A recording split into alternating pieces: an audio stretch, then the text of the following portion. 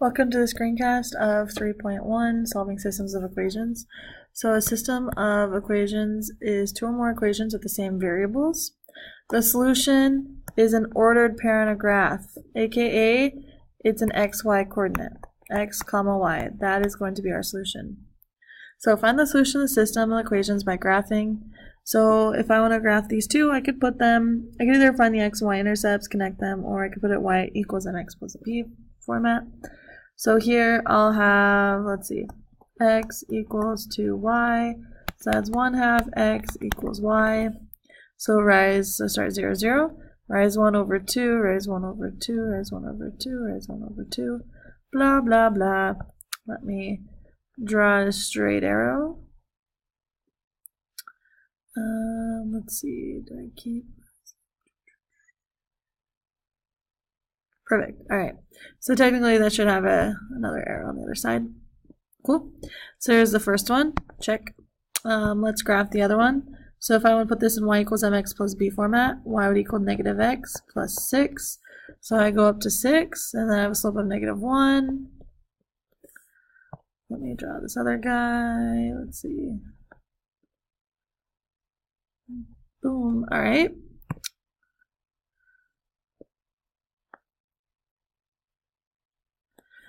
So now I've graphed the two and I want to find the solutions. Where are we overlapping?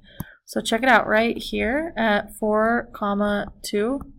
That is my solution because that's where they're overlapping. So that's my solution. Cool. So if you want to graph on your calculator, follow these skills. I can do a different screencast to teach you how to do that. You also can come to bonus. So classification of systems of equations. So notice that normally when I have two lines, they intersect at one point, I'm only going to have one solution. Versus if I have two graphs that go on the same line, notice it's not all real numbers. It's actually going to be infinitely many solutions. It's not all real numbers, but infinitely many solutions. And then, of course, if you have two lines that are parallel, there's going to be no solution because there's no point where they cross. So there's no point where they cross. So there's two methods of solving systems of equations algebraically: substitution and elimination. So first is solving by substitution. So when I'm solving one equation for one of the variables. So what I'm really going to do is I'll solve for x or y. So for instance here, you really want to work with the coefficients that are equal to 1. So ideally you want coefficients that are equal to 1. So notice here I have a y that has a coefficient of 1. So if I want to get that y by itself, I can just minus 2x on both sides. So y is equal to 7 minus 2x. And now that I know what y is equal, I can substitute it in for the top equation. So I can sub in, so let's see, 5x minus 3. Well, same thing for y. So 7 minus 2x is the same thing as saying y. All right, so I'm plugging in for it.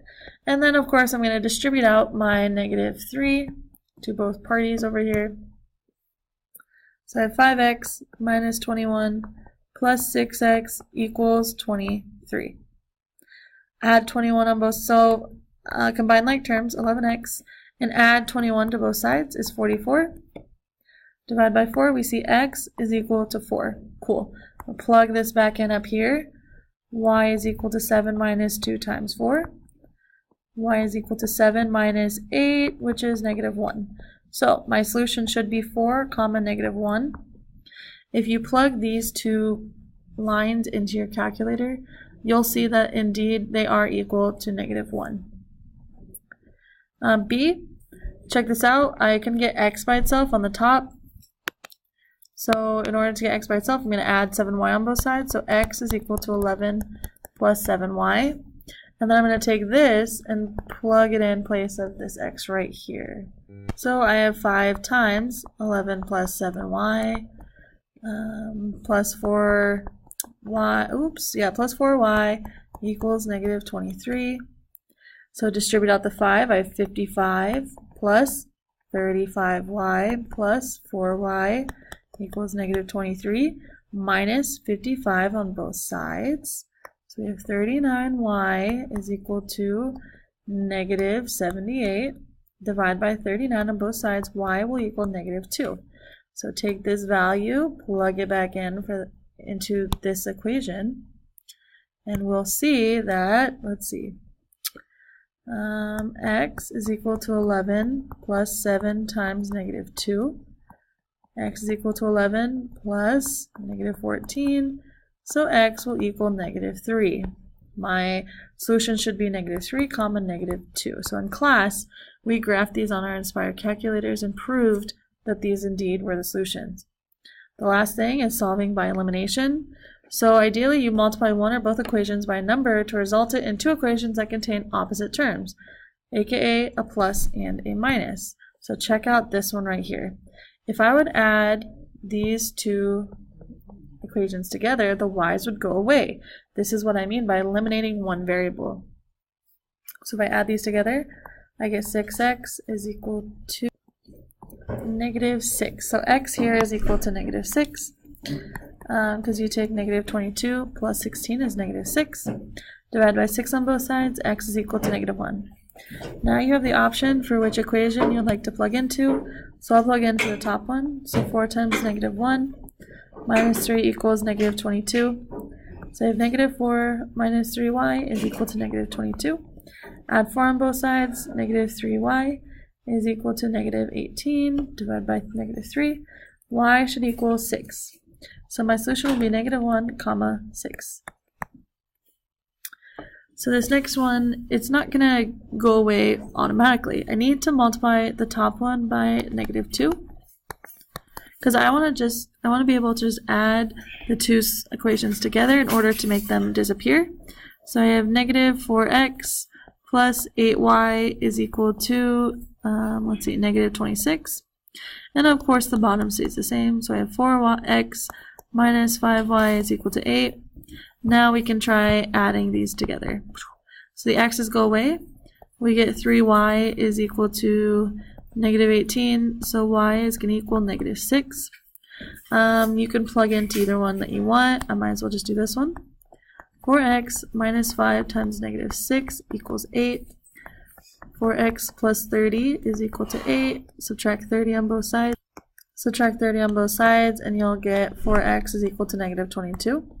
Divide by 4 on both sides, we have x is equal to negative 22 over 4. Same thing as negative 11 halves. So I have my two values, so my solution will be negative 11 over 2 comma negative 6. So down here, I need to multiply the top one by negative 3. And then I'll have negative 6x minus 9y equals negative 15. Minus 6x and then y equals 15. If I add these together, I get 0 equals 0. What the heck? So this is why I recommend plotting, graphing these two lines, because you'll notice they overlay exactly. And since 0 is always going to equal 0, like it doesn't matter what value I put in for x, it's always going to be true. So we can say there's an infinite number of solutions, infinitely many solutions. And now we have D, the last one of this. Let's see. Let me rewrite this so it's in the same like vertical column. Y is equal to 12 minus 4x, and then we have 3y equals 8 minus 12x. I just want everything to be lining up fine. Okay, so it seems like if I multiply the top by 3, the x should go away.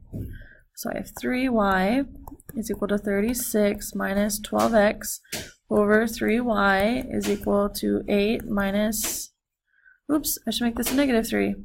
Negative 3y, negative 36, plus 12x. Okay. Now when I add it, I have 0 equals negative 28. Because both the x's cancel out and the y's cancel out. But wait, 0 is never equal to negative 28. Like, it's just not equal. And it doesn't matter what value I put in for x, it's never going to work. So we must have picked a set of parallel lines because there's going to be no solution. 0 is never equal to negative 28.